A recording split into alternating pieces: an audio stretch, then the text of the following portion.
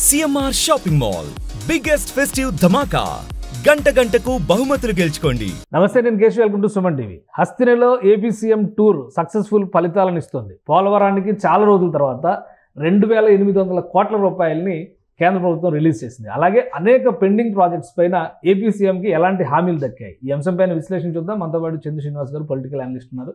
చంద్ర శ్రీనివాస్ గారు నమస్కారం. నమస్కారం అండి. సీఎం టూర్ అనగానే ప్రతిసారి ఢిల్లీలో జనరల్గా ఉండేది దివాలా తీసినట్టుగా ఉంది పరిస్థితి, లోటు బడ్జెట్, ఇలాంటి చర్చలనే జరుగుతున్నాయి కాబట్టి డబ్బులు కావాలని అడుగుతారు. ఈసారి ఆయన టూర్లో ఉండగానే పోలవరానికి సంబంధించి 2800 కోట్లు రిలీజ్ చేయడం జరిగిపోయింది. సో ఇంకా చాలా పెండింగ్ అంశాలు ఉన్నాయి. ఏంటి చంద్రబాబు నాయుడు గారు టూర్ సక్సెస్ఫుల్ ఫలితాలను ఇస్తుందా అనడానికి ఇది సంకేతమా? డెఫినెట్గా అండి. తనకున్న అనుభవంతో డెఫినెట్ అంతకుముందు ప్రభుత్వం చేయలేంది. ఆ ప్రభుత్వంలో ఉన్న 2 మంత్రులు మారారు తప్పితే పోలవరం పూర్తి కాల. ఆంధ్రుల జీవనాడి పోలవరం పూర్తి అయితే చాలామంది కొన్ని లక్షల ఎకరాల సాగునీరు వస్తుంది, రైతులకు ఉపయోగం ఉంటుంది. అటువంటి పోలవరం పూర్తి చేయకపోవటం, సాంకేతిక లోపాలు ఇవన్నీ చూసి విదేశాల నుంచి కూడా ఇంజనీర్లు పిలిపించి రకరకాల ప్రయత్నాలు చేశారు. తర్వాత డీటెయిల్డ్ ప్రాజెక్ట్ రిపోర్ట్ కూడా కేంద్ర ప్రభుత్వానికి ఇచ్చి 30,436 కోట్లు కావాలని చెప్పారు. దాని మీద దృష్టి పెట్టి అప్రూవల్ చేసింది. ఒక 2 విడతలుగా 6,000 కోట్లు 6,000 కోట్లు అని చెప్పి అన్నారు. వీళ్ళు 7,000 కోట్లు అన్నారు. కానీ ఏదైనా కానివ్వండి, ఇప్పుడు మీరు చెప్పినట్టు 2,800 కోట్లు కేటాయించడం, ఆయన ఢిల్లీలో ఉండగానే ఒక పనులు అనేది పూర్తి చేయాలనేది కేంద్ర ప్రభుత్వం కృతనిశ్చయంతో ఉంది. ఇంకోటి కేంద్ర ప్రభుత్వం ఒక కండిషన్ పెట్టింది, 2026 నాటికి ప్రాజెక్ట్ కంప్లీట్ చేయాలి, అప్పుడే రిలీజ్ చేస్తాం డబ్బులు అన్నట్టుగా. ఆ కండిషన్ మీద అంటే ఇప్పుడు పని స్పీడ్ అవ్వడానికి అవకాశం ఉంటుంది కదండి. అంటే కేంద్ర ప్రభుత్వ పర్యవేక్షణలోనే ఇది పూర్తి అవుతుందని వాళ్ళు కూడా చెప్పారు.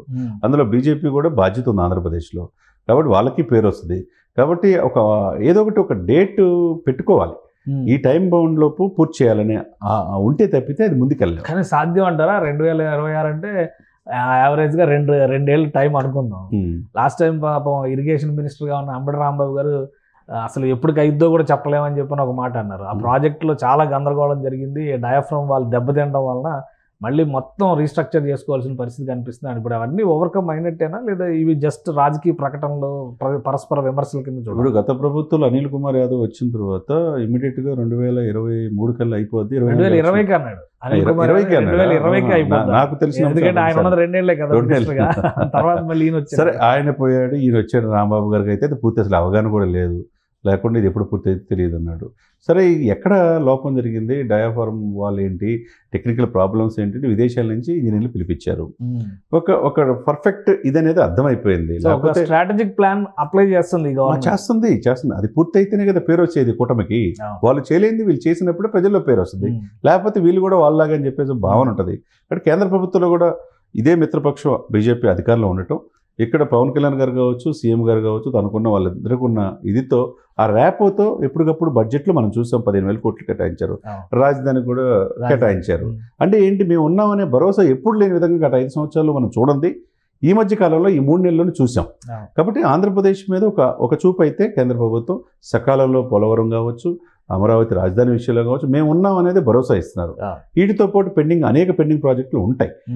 పలుదప్పాలుగా మీటింగ్లో ఇప్పుడు హోంశాఖ రివ్యూ మీటింగ్లో పాల్గొంటున్నారు. 2 రాష్ట్రాల ముఖ్యమంత్రి పాల్గొనాల్సిన దాంట్లో అటు తెలంగాణ నుంచి రేవంత్ రెడ్డి పాల్గొన్నారు, ఇటు ఈయన ఈ బిజీ షెడ్యూల్లో భాగంగా హోమ్ మినిస్టర్ గారిని అక్కడ రిప్రజెంట్. ఎందుకంటే ఆంధ్రప్రదేశ్లో చీఫ్ మినిస్టర్ గారు ఢిల్లీ టూర్ వెళ్తే చీఫ్ మినిస్టర్ గారే కనబడేవారు, డెఫినెట్గా ఉంటారు. ఆ మహా అయితే బొగ్గన రాజేంద్రనాథ్ రెడ్డి గారు ఢిల్లీలో కనిపించింది. మిగతా ఏ మంత్రిని ఢిల్లీలో ఎప్పుడూ చూడలేదు. ఫస్ట్ టైం చాలా మంది మంత్రులు ఆంధ్రప్రదేశ్ అవసరాలు, సమస్యల పైన ఢిల్లీ వెళ్తున్న పరిస్థితి వెళ్తున్నారు. మనం అంతకుముందు ఫస్ట్ నెలలో కూడా చూసాం.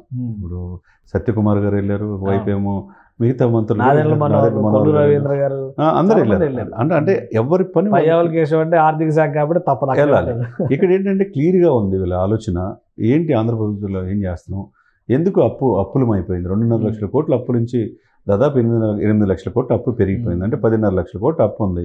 అప్పుకే నెల తిరిగి 6,000 కోట్లు ఇంట్రెస్ట్ కట్టాలి. ఈ సిచ్యువేషన్లో ఈ భారం నుంచి ఈ గట్టెక్కించాల్సిన బాధ్యత కేంద్రం కూడా ఉంటుంది.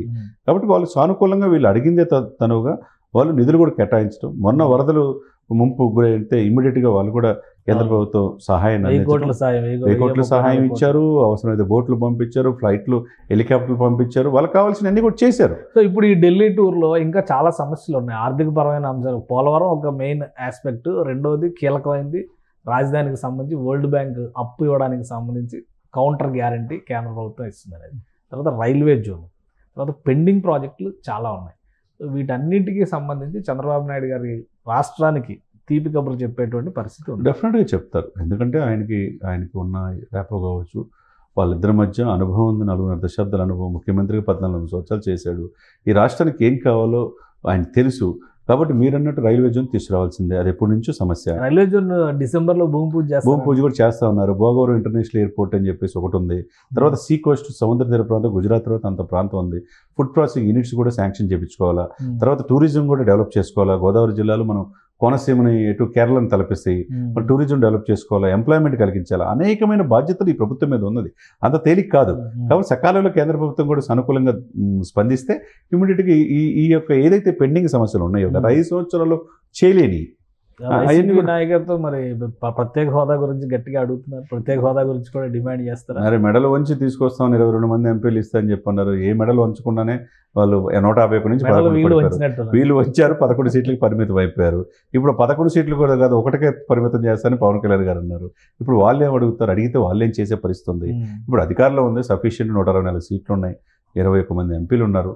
డెఫినెట్గా ఆంధ్రప్రదేశ్కి రాబోయే రోజుల్లో కేంద్ర ప్రభుత్వం నుంచి ఏదైతే ప్రపోజల్స్ ఉన్నాయో పెండింగ్ ప్రాజెక్ట్స్ అన్నీ కూడా రాయలసీమ ఎప్పుడు లేని విధంగా మనకి బడ్జెట్లో కూడా రాయలసీమను ఉదరించారు. అటు ప్రకాశం నుంచి నెల్లూరు వరకు కావచ్చు, అనంతపురం జిల్లాలకి అది కూడా తాగునీరు కావచ్చు, అవన్నీ కూడా ప్రాజెక్టు పూర్తయ్యే అవకాశం ఉంది. ఇవన్నీ కూడా తీసుకుంటే ఒకవైపు రాయలసీమ కావచ్చు, కోస్తా కావచ్చు, ఇటు ఉభయ గోదావరి జిల్లాలకు కావచ్చు. విశాఖ స్టీల్ ప్రైవేట్ పరంగా ఆపే బాధ్యత కూడా తీసుకోవాలా. ఇకపోతే రైల్వే జోన్ భూమి పూజ చేయాలా. ఇక ఇంటర్నేషనల్ ఎయిర్పోర్ట్స్తో పాటు టూరిజం డెవలప్మెంట్ చేసే కార్యక్రమాలు కేంద్ర ప్రభుత్వం కలిసి వెళ్తే కనుక డెఫినెట్గా ప్రజలు హ్యాపీగా ఫీల్ అవుతారు. ఈ ప్రభుత్వాన్ని అప్రిషియేట్. ప్రైమ్ మినిస్టర్తో సీఎం మీటింగ్ సక్సెస్ఫుల్ అయింది అని అనుకోవచ్చు. ఇట్లాంటి డిమాండ్స్ చాలా ఉన్నాయి. లడ్డూ కల్తీ వ్యవహారం తర్వాత ఫస్ట్ టైం ఢిల్లీ వెళ్ళారు. ఆ బడ్జెట్ అనౌన్స్మెంట్స్ తర్వాత ఇప్పుడు మళ్ళీ ఫస్ట్ టైం వెళ్ళారు. ప్లస్ ఉత్తరాదిలో 2 రాష్ట్రాల ఎన్నికల రిజల్ట్స్ వస్తున్న సందర్భంలో సీఎం టూర్లో ఉన్నారు. ఇవన్నీ కూడా పొలిటికల్గా కూడా ఉన్న ఇంపార్టెన్స్, ప్రయారిటీస్ ఉంటాయి. డెఫినెట్గా ఉంటాయి. ఇప్పుడు ఏంటంటే దక్షిణ భారతదేశంలో వాళ్ళు బీజేపీ తక్కువగా ఉంది. ఎప్పుడు కానీ ఇక్కడ బాగా వేయాలనుకున్నారు తన మిత్రపక్ష వాళ్ళతో కలిపి. అక్కడ కూడా తమిళనాడులో చూస్తున్నారు, కర్ణాటకలో చూస్తున్నారు. ఇప్పుడు ఆంధ్రప్రదేశ్, తెలంగాణ మీద దృష్టి పెట్టారు. ఇకపోతే మీరు అన్నట్టు హర్యానా, కాశ్మీర్ ఎలక్షన్ జరుగుతుంది. కాశ్మీర్ కాంగ్రెస్ నేషనల్ కాన్ఫరెన్స్ వాళ్ళు చేదిక్కింది. హర్యానాలో హోరావోరిపూర్లో ఎవరు ఊహించిన విధంగా బీజేపీ హ్యాట్రిక్ తీసుకు వెళ్తుంది. అది ఏదైనా కానీ ఆయా రాష్ట్రాల్లో కొద్దిగా బీజేపీ తగ్గుముఖం ఉన్నప్పుడు దక్షిణ భారతదేశంలో ఆంధ్రప్రదేశ్, తెలంగాణ మీద పూర్తిగా కాన్సన్ట్రేషన్ నెక్స్ట్ ఫ్యూచర్లో చేయాల్సిందే. కాబట్టి ఈ రాష్ట్రానికి కావాల్సిన నిధులు ఏదైనా ఉంటే పెండింగ్ సమన్వయంతో ముందుకు వెళ్ళే అవకాశం ఉంది. రైట్, థ్యాంక్ యూ చంద్ర శ్రీనివాస్ గారు.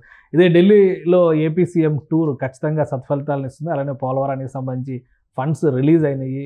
మరిన్ని ముఖ్యమైనటువంటి ప్రాజెక్టులు, ప్రధానంగా అమరావతికి సంబంధించి వరల్డ్ బ్యాంక్ రుణం, మరోవైపు విశాఖలో రైల్వే జోన్కి సంబంధించి భూమి పూజకి లైన్ క్లియరెన్స్ అయిపోయినట్టుగా కూడా ఏపీ సీఎం ట్వీట్ చేశారు. కాబట్టి ఓవరాల్గా రాష్ట్రానికి రావాల్సినటువంటి పథకాలు, ప్రాజెక్టుల విషయంలో కూటమి ప్రభుత్వం కొంత దూకుడుగా వ్యవహరించడం, రాష్ట్రానికి తీపి కబుర్లు చెప్పడం కూడా ఖాయంగా కనిపిస్తుందని చంద్ర శ్రీనివాస్ గారు విశ్లేషిస్తున్నారు. ఇది special discussion. Keep watching. Suman టీవీలో మీ పర్సనల్ అండ్ బిజినెస్ ప్రమోషన్స్ కోసం కింది నెంబర్కి కాంటాక్ట్ చేయండి.